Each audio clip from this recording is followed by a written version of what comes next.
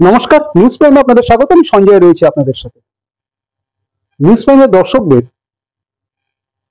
হয়তো আর জানতে বাকি নেই, কারণ নিউজ প্রাইম সেই বিদেশ সচিবের সাংবাদিক সম্মেলন এবং লেফটেন্যান্ট কর্নেল সোফিয়া কুরেশি এবং উইং কমান্ডার ভূমিকা সিং এর সাংবাদিক সম্মেলন দেখিয়েছে।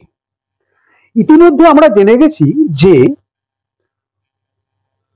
ভারতবর্ষের বায়ুসেনা, স্থলসেনা এবং নৌসেনা সাঁড়াশি চাপে নাস্তানাবুদ প্রতিবেশী রাষ্ট্র পাকিস্তান, তাদের যে নোংরামো তার ফল তারা আজ হাতে নাতে ভুগছে।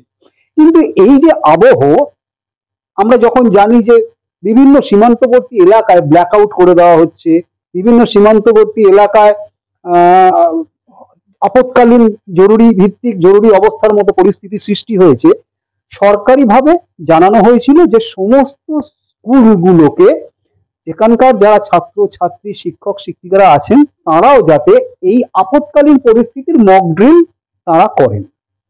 যদিও এখন এটা এমওকে ড্রিল নয়, এটা পিওকে ড্রিল হয়ে গেছে, তবু এই মুহূর্তে আমরা রয়েছি উত্তর কলকাতার একটি ঐতিহ্যশালী বিখ্যাত শিক্ষা প্রতিষ্ঠান নৌপানি হাই স্কুলে, এবং সঙ্গে রয়েছেন এই স্কুলের যিনি প্রিন্সিপাল দিব্যেন্দু সেন শর্মা। কথা বলে নেব তার সাথে। দিব্যেন্দু বাবু, প্রথমত নিউজ প্রাইমে আপনাকে স্বাগত। নিউজ প্রাইমের তরফ থেকে ভারতবর্ষের এই ঐতিহাসিক জয়ের জন্য আপনাকে ভারতবাসী হিসেবে শুভেচ্ছা। নমস্কার, শুভেচ্ছা সকলকেই।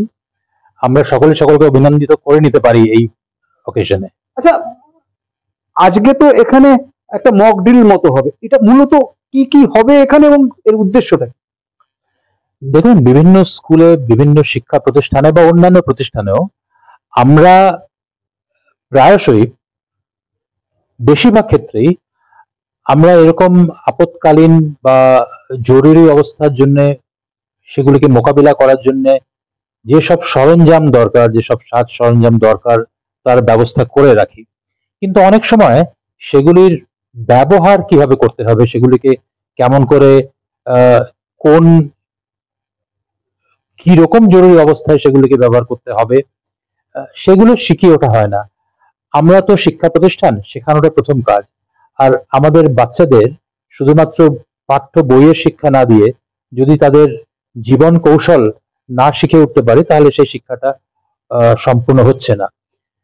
তো সেই পরিপ্রেক্ষিতে, আর বিশেষ করে আমরা যখন দেখছি যে কোন রকম জরুরি অবস্থা আসতে কোনো নোটিশ লাগে না, কোথাও আগুন লাগছে, কোথাও ভূমিকম্প হচ্ছে, কোথাও বিশেষ করে আমাদের উত্তর কলকাতায় পুরনো বাড়ি ভেঙে পড়ছে, বিভিন্ন রকম জরুরি অবস্থার সৃষ্টি হতেই পারে।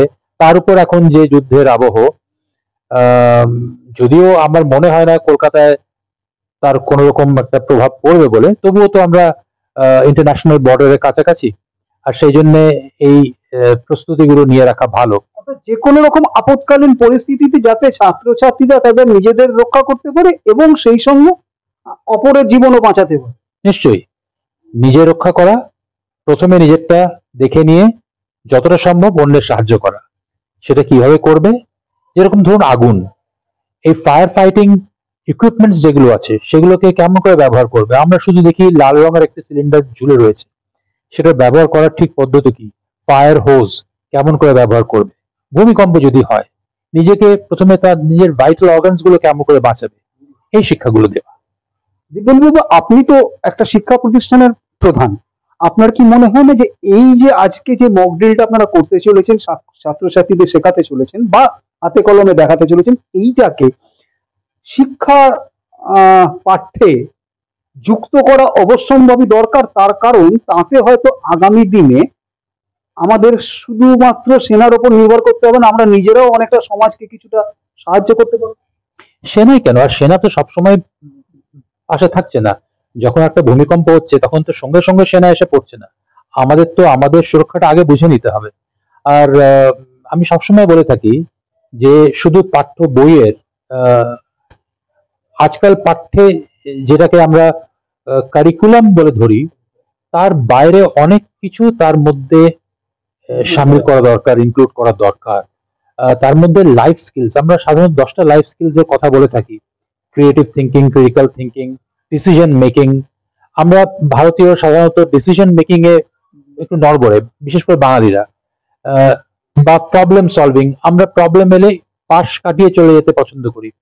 এই জিনিসগুলি যাতে আমাদের পরবর্তী জেনারেশনের না হয়, তারা যেন এইগুলোকে নিজেরাই সেলফ ডিপেন্ডেন্ট হয়ে এই ব্যবস্থাগুলি করতে পারে। ঠিক আছে, পুলিশ আছে, ফায়ার ব্রিগেড আছে, আর্মি আছে, তো তারা তো সবসময় আমাদের ছায়া সঙ্গী হয়ে ঘুরছে না। প্রথম কোন রকম যদি জরুরি অবস্থা আসে, তার মোকাবিলা তো আমাকে নিজেকে করতে হবে। তো তার জন্য নিশ্চয়ই শিক্ষা, তার সঙ্গে মার্শাল আর্টস কিছুটা হলেও সেগুলি নিশ্চয়ই বাচ্চাদের শিখিয়ে রাখা দরকার। আর আমি খুব খুশি হব যদি আমাদের সরকার এরকম কোনো একটি ব্যবস্থা করতে পারে, যাতে এই এই এই জিনিসগুলি, জরুরি অবস্থার মোকাবিলা করার টেকনিকগুলি পরীক্ষায় নম্বর দেওয়া হোক এমন পাঠ্য হিসেবে সংযোজিত করা হয়, নতুবা বাচ্চারা তাতে ইন্টারেস্টেড হবে না। অর্থাৎ সক্রিয় পাঠ্যসূচিতে অন্তর্ভুক্ত করা, যেটা আপনি বলতে চাইছেন। দিব্যেন্দুবাবু, আপনি তো একটু শিক্ষা প্রতিষ্ঠানের প্রধান। ছাত্র তৈরি করা বা ছাত্রী তৈরি করা বা তাদের ভবিষ্যৎ প্রজন্মকে শিক্ষিত করে তোলা, সমাজ গড়ে তোলার কাজ করেন।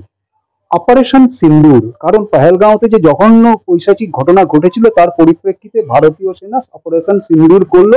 একটিও সিভিলিয়ানকে না মেরে জঙ্গি ঘাঁটি নির্মূল করেছে, এবং সেই সঙ্গে এর নেতৃত্ব দিয়েছেন লেফটেন্যান্ট কর্নেল সোফিয়া কুরেশি এবং উইং কমান্ডার ভূমিকা সিং, দুই মহিলা ভারতীয় সেনানী। তারা এই কাজটা করে দিল, এবং এটা একটা বার্তা বলে কি আপনার মনে হয় না যে ওইটুকুর জন্য আমাদের মহিলা সেনানী যথেষ্ট? এবং ওমেন এম্পাওয়ারমেন্ট চূড়ান্ত নিদর্শন রাখলো ভারতবর্ষ সারা পৃথিবীর কাছে। আমার মনে হচ্ছিল, আমি কালকে এটা ভাবছিলাম, যে এই যুদ্ধের শেষ পরিণতি যেটা হবে, আর আমি এতে কোনো সন্দেহ নেই যে সেটা ভারতের পক্ষেই হবে। আর তারপরে যদি কোনো চুক্তি স্বাক্ষরিত করতে হয়, সেই যুদ্ধ শেষের যদি কোনো চুক্তি স্বাক্ষরিত করতে হয়, যেমন কিনা বাংলাদেশে হয়েছিল, আমার মন প্রাণ বলছে ভারতের তরফ থেকে যেন কোনো মহিলা সেই চুক্তি স্বাক্ষর করতে যান। আমাদের বিজয়ের সেই সেই ডকুমেন্টে, তাতে যার যার সই থাকবে, তাতে যিনি গিয়ে আমাদের বিজয় হয়েছে পৃথিবীর সামনে, ওনারা জানাচ্ছেনই, ওনারা তো স্পোকসম্যান জানাচ্ছে। হ্যাঁ, মহিলা ছিলেন, ডেফিনেটলি মহিলা ছিলেন। উনি রাষ্ট্রপ্রধান ছিলেন সেই সময়। ওখানে যে আর্মির তরফ থেকে যিনি গেছিলেন, উনি অবশ্য মহিলা ছিলেন না, কিন্তু এখন সে সুযোগ আমাদের কাছে ঘটেছে। সেই সময় আর্মড ফোর্সেস এর মহিলাদের নেওয়া হতো না।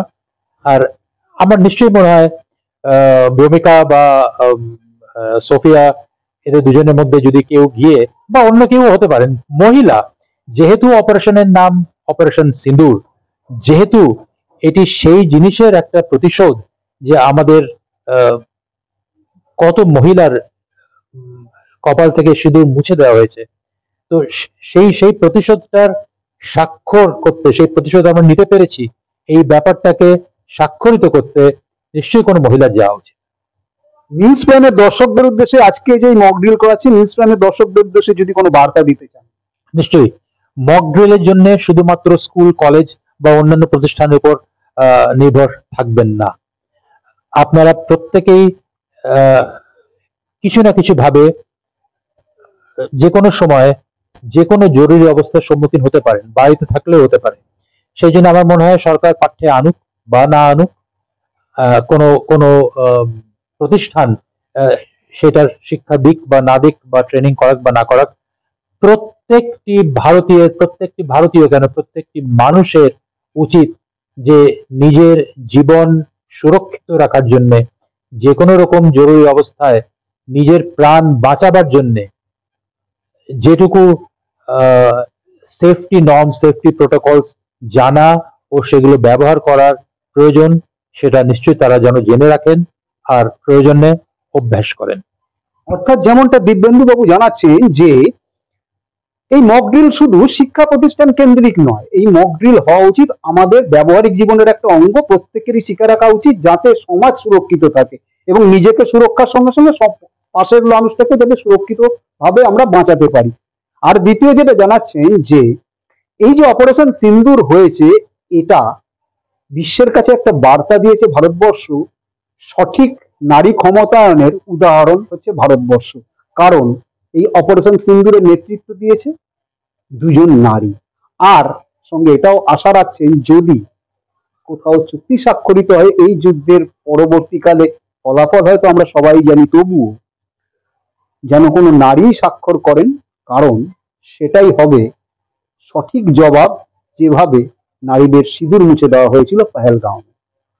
এবং নৌপানি হাই স্কুলের প্রধান হিসেবে তিনি এটা আশা রাখছেন যে আগামী দিনে সরকারের তরফ থেকে কোনো সদর্থক পদক্ষেপ হবে যাতে এই ধরনের কারিকুলামকে পাঠ্যসূচির অঙ্গ হিসাবে, সক্রিয় পাঠ্যসূচির অঙ্গ হিসাবে অন্তর্ভুক্ত করা হয়, যাতে শিখতে বাধ্য হয় আগামী প্রজন্ম।